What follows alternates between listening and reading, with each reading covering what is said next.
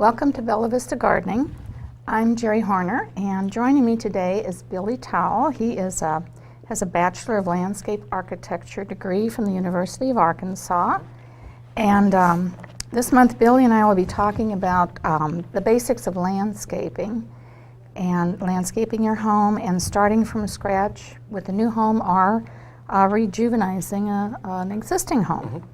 And I met Billy. I have to tell the story where I met Billy several years ago, and I had the honor of giving him his certificate for his scholarship from the National Garden Club. And he was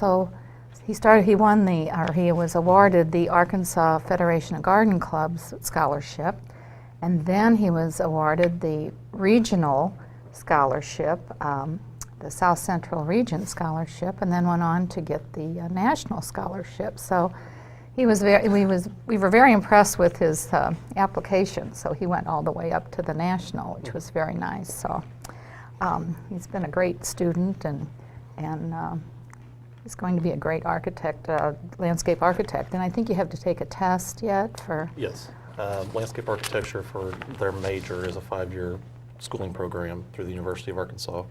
And then you have 2 years of internship or accreditation that you have to do before you can take your licensure exam. Okay. And then your licensure exam is a national and state exam that is a 4-part test.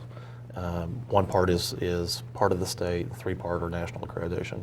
Oh, that sounds like it's very intensive. It's a long test. Yes, Each test is about 4 hours. Yeah, and I know right now you're working at the it's actually your mother-in-law's business. It is my right? mother-in-law's And it's, business, yes. Creative design by Jasan. Yep, Landscape Creations. She is a landscape designer, and she has a horticulture degree. Her original background is in journalism. She took her master's degree, and she has a landscape design degree, but she's currently testing for landscape architecture licensure. I see, because there is a difference. There is a difference. And when we talk about landscaping, we have a problem sometimes when we think we're getting a landscape designer or architect, and it's really somebody in a pickup truck. Yes, you know? yes, there's so you have a lot to of be those. careful about who you hire to do your landscaping and help you with it. But we wanted to talk a little bit about the basics today, and then we also want to cover what you want to do, what you need to do in your garden in February.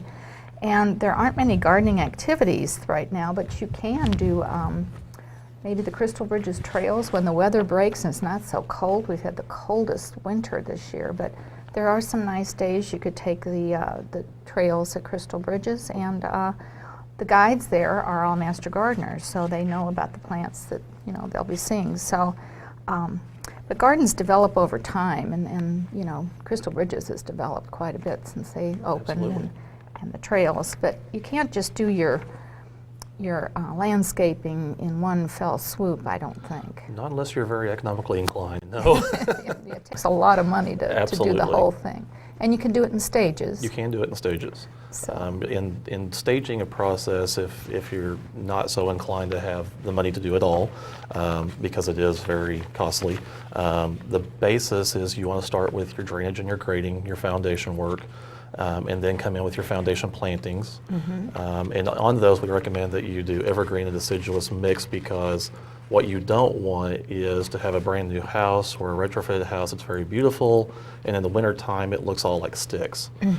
So we try to give a diverse group of evergreens and deciduous plants. So the deciduous plants, they lose their leaves in the winter. Correct. So. And that's what you don't want. You want an evergreen backdrop, and you want it to be size and scale appropriate also to the home, as well as keep in mind that when you buy the plant material, and it may be a 1-gallon size or what we consider to be a number 3 size, at mature size it's going to be much larger. So you got to keep those pieces in mind as you're Well, you also developing. have to keep in mind sometimes the tag that it comes on the plant. My husband keeps saying you didn't read the tag. I keep saying I did read the tag. It said 4 to 6 foot. Now it's 16 foot tall. Yes. So you can't really go by that tag and say it'll never be more than 4 foot or 6 foot, whatever it says on that tag. Yeah, we do test sites So. when I was with the university. We had a lab in Little Rock, and we also had one in Fayetteville. What is on the tag is a national standard, but plants that can grow in Fayetteville in the nursery there versus what we have in Bella Vista, there's a complete difference. It may be 2 to 3 feet in difference. So it's about your climate. It's also about your soils and your soil amendments. Right. So each little microcosm there has different nutrients. Yes. So you could have 2 plants next to each other and one gets big and one doesn't. And Yes. I've had that happen too. Yep. So, but the main thing I think is a lot of people put in the plants and then all of a sudden they're trimming like every 2 months because the plant's too big for the space. Yep. And they are coming up with more dwarf plants now, aren't they? They are. There is some cultivars that are coming out that have changed. The big thing is when you go to a nursery and you look at a plant that you like, again, keep in mind the full-size, mature size of that plant. But when you see it and you're excited because it's the little plant that you like and you buy 30 of them and you put them in and then they all get 15-foot round, you are trimming all the time. Right. It's just about the right plant in the right place. Right. And then you also have to remember these plants aren't going to last forever. No. Your no. foundation plantings have to be basically redone every 15 to 18 years, Correct. something like that. On average, depending on the climate and what's happening, our zone is changing. They actually will go somewhere between 10 and 15 years. If you're lucky, you go 18 years. But part of that also is about education and educating the person who has that plant material about selective pruning and the maintenance of that Right. plant. You can get some longevity out of it if you will stool some of them, if you will trim back a third of them every other year, and that's selective based on the plant.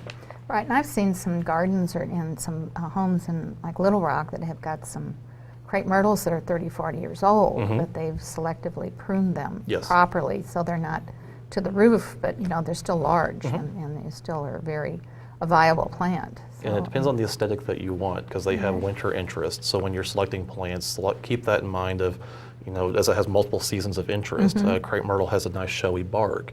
So for the instance, the house in Little Rock, it could have a beautiful bark and it looks a tree form. That would be a great plant. Not at your driveway, obviously, but a nice foundation or a specimen planting. Okay. And then when you talk about the doing it in stages, your first stage would naturally be your foundation plantings Correct. and like your walkway. The walkway, the entrance. driveways, it's the front facade of your home. It's what people see as they approach your home, that they're getting the appearance and that you're getting the appearance that when you come home, it's the landscape that you want. Right. So foundation plantings with, again, the evergreens and your base materials. Always keep in mind of your drainage while you're doing those. And then you work your way out to your annuals and your perennials. And then you have to move into your private areas. Correct. Your deck and your patios, maybe a pool or something like that. Correct. And you can do those in stages too. Yeah, So you don't have to do it. in our designs, we usually break them up in 4 stages, and we do turf management and we do all the soil and irrigation as one, because that is a big expense on new construction. And then retrofitting a home, we go back with the foundation plantings as your first stage. Your second stage, working around, so if there's a fence, we work from the fence forward. You have to find stopping points in staging. And that's the hardest piece for homeowners, is finding a stopping point that they want to be at. And then I also, like I mentioned, if you have someone that comes by with a truck that says they're a landscaper or something, you have to really be careful. And I guess the best thing would be to have, your friends or, neighbors that have recommendations and you've seen their work. References are very good. Word of mouth references is kind of what we go off of through Landscape Creations. There are different sites that you can go to. You can check with your local chamber. You can check with the city for a business license. You can also, if they are considered to be a landscape architect, there's an association. It's called the American Society of Landscape Architects, and they have a site. It's asla.org, and you can go into your state and you can look for any person that has a national or state accreditation to find out if they're licensed. Right. The other part of that is make sure, no matter who's working on your site, that they are insured and bonded.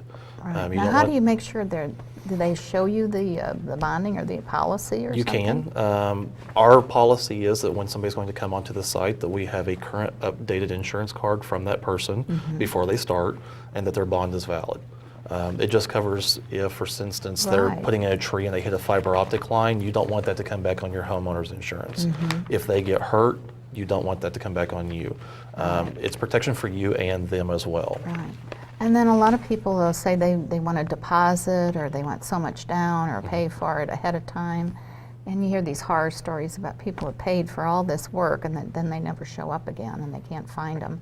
So, I mean, it's unfortunate that you have to be so careful, but there are people out there that are taking advantage. So, if you do get a plan from someone and you agree that they're going to do your work, is it, do you pay like for the materials that they brought at the time? We work a little different because I'm a landscape designer by trade, and I give you the plan and the design, and I get paid for that.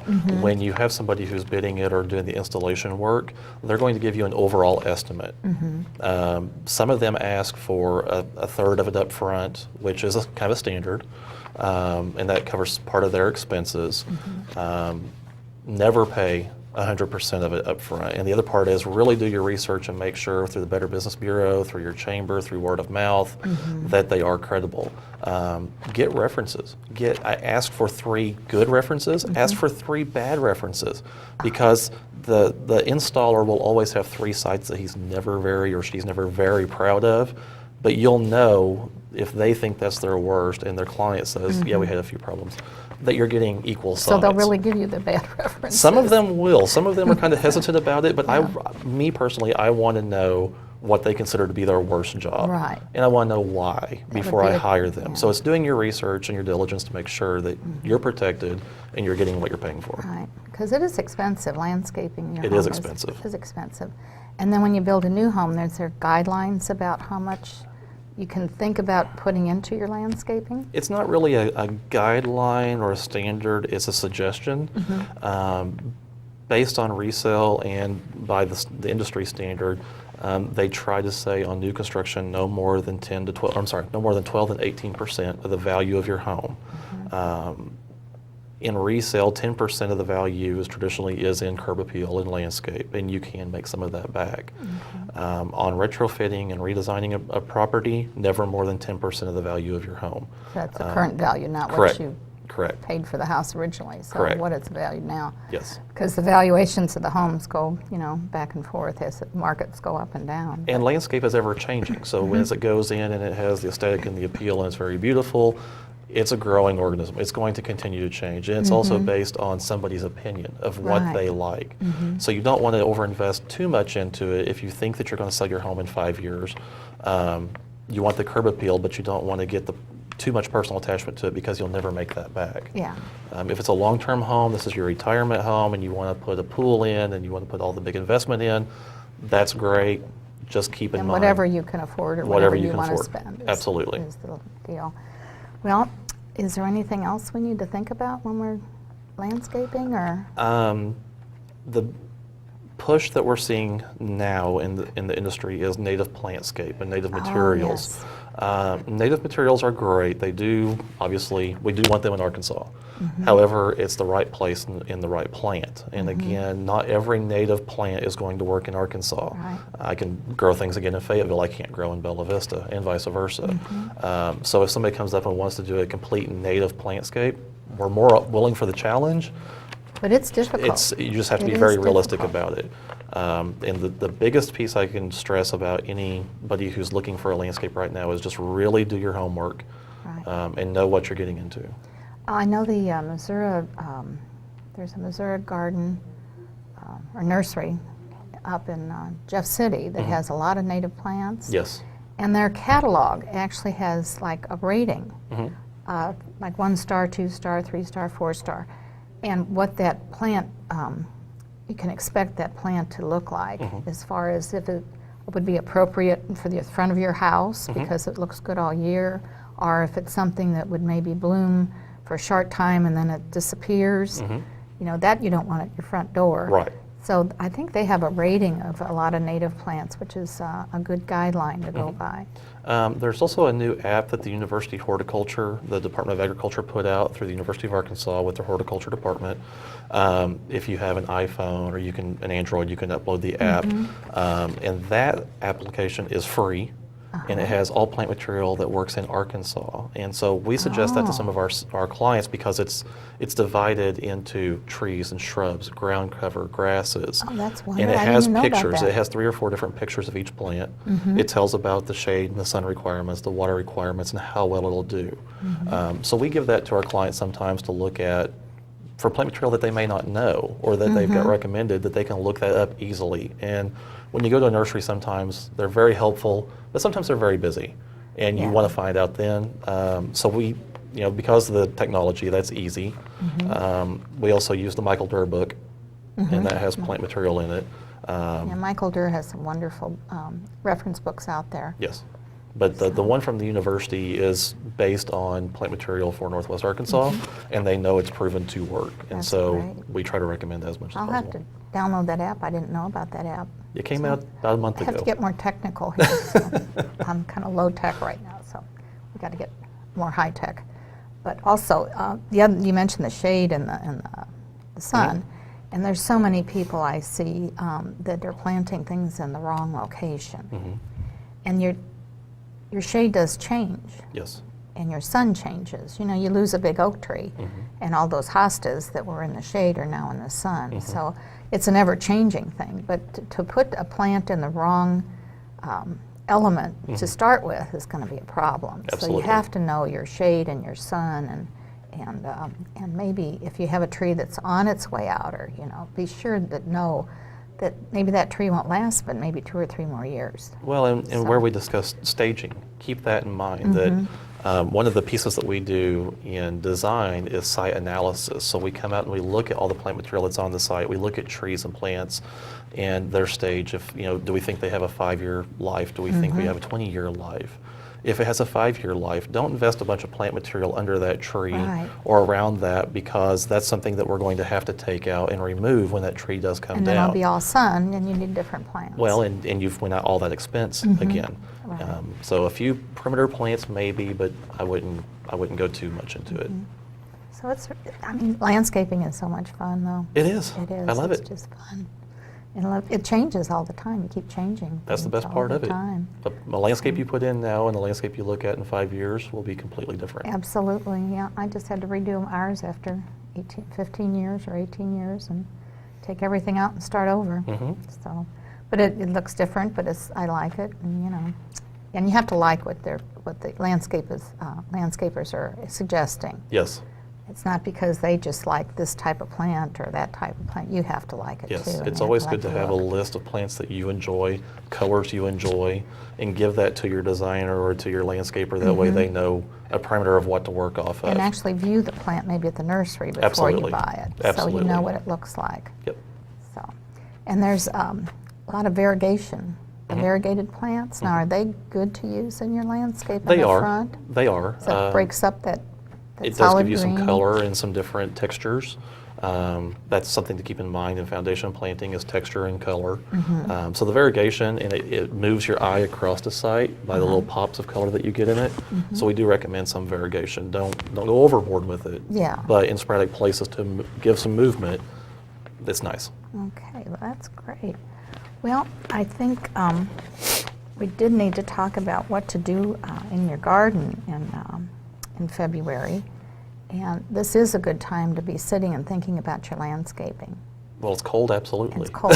And the other thing I wanted to mention about your landscaping is thinking about what it looks like from the inside out. Yes. Because we have one of our master gardeners, she has a landscape company, and she keeps saying, be sure you have a view from the inside, because you're in the house in the wintertime a lot. 85% of your time generally is inside Right. your home, whether it's in the day or evening. And you spend all this money to do this landscaping for the pass-by that's going by the front of your house, and then you look out and all you see is the top of the shrubs and maybe the street and lawn. So That's exactly it. you have to think about your landscaping from the inside of your house. Correct. And when you look out now in the winter, and all you see is maybe a fence and Dormant a Bermuda. street or something, think about putting your beds and your perennials and some evergreens out there so you can enjoy them, from your house, Yes. from your inside windows. So. Yep. And then you take that into account when you do all these plans Correct. also. Correct. We look So- at it from different points of view, from the inside to outside, and having Right. that relationship. Also, two-story homes and looking down onto a site, you get a different perspective. And there's some clients that we have that is the way they look into it. You know, a lot of the homes in Bella Vista are on a slope. Right, and they're looking down. And you're always looking down onto it, so that's a piece they don't think about. Right. So there's a lot of elements to it. So Always. That's why it's always good to have a landscape architect help you. Absolutely. So, okay. Well, the things we need to do in our gardens and around in January, of course, your house plants. They're the ones you're seeing now is your house plants. Then you have to watch for spider mites and scale. And insecticidal soap will control that, but don't overwater. Most plants die of overwatering rather than underwater. So your annuals and vegetables, this is a good time to be looking in your catalogs for your what you want to order, and there's always new things in the catalogs all the time, but you get those catalogs and you think, oh, I want this and I want that and I want this. You have to think about, you have to plant that material and you have to maintain it after you have it in the garden. So. And if it says easy to grow, that probably means it's going to march across your driveway into the other neighbor's lawn. So, and when it says reseeds freely, that means you'll be fighting it for years. So be careful when you do order things that they are controllable, because some of these descriptions are a little vague, just like those sizes on the plant. Absolutely. So, and for lawns, we do have to take care of our lawns at this time of year too, don't we? Lawns need a pre-emergent around this time of year for your spring weeds that are starting to come up. Overseeding and aeration is a good time right now to do that. Oh, to overseed now? You can overseed now, and you can start doing some of your aeration for your spring setup. Okay. And that's can be done by anybody. Okay.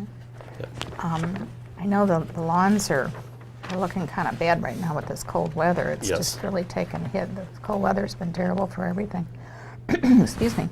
The roses, those are, still dormant, and you can apply dormant spray right now, but it's too early to do your pruning in February. You have to go to either late February, early March, and just prune them down, because if you prune them too early, then you get that freeze, that late freeze. It's going to really damage the plant. So hold off on trimming the roses till it gets a little warmer. So. Absolutely. And then the trees and shrubs we've planted in the fall. Yep, We you have can to plant monitor now. when you can plant them now. Yes. If the ground is frozen, you don't want to plant it. Also, after a big snow, you don't want to do that because the mud. And when you disturb the soil, you start killing the amendments in the soil. And so you want to wait till it's dried out. Now, today would be a good day to go out and plant some plants other than the winds. The trees, you have to watch for wind, burn, and winter burn. A lot of people are calling and asking about trees that are starting to show some signs of decline and wilt. And on those, we really can't evaluate those till in the spring when they start to No. come back out. So don't be too concerned about those, but in the spring, monitor It them. always was a rule of thumb, if the leaves died on the trees, then the tree was dead. And with this drought we've had and this quick frost, there's a lot of trees out there. They're not dead. Correct. But they're still holding their leaves. So we really won't know until spring. You won't know till spring, and any just- damages that are probably done now, other than wind damage, you won't see the effects for a couple of years. So you just can't do anything until Yeah. spring Don't- about taking trees out or don't panic thinking- about them.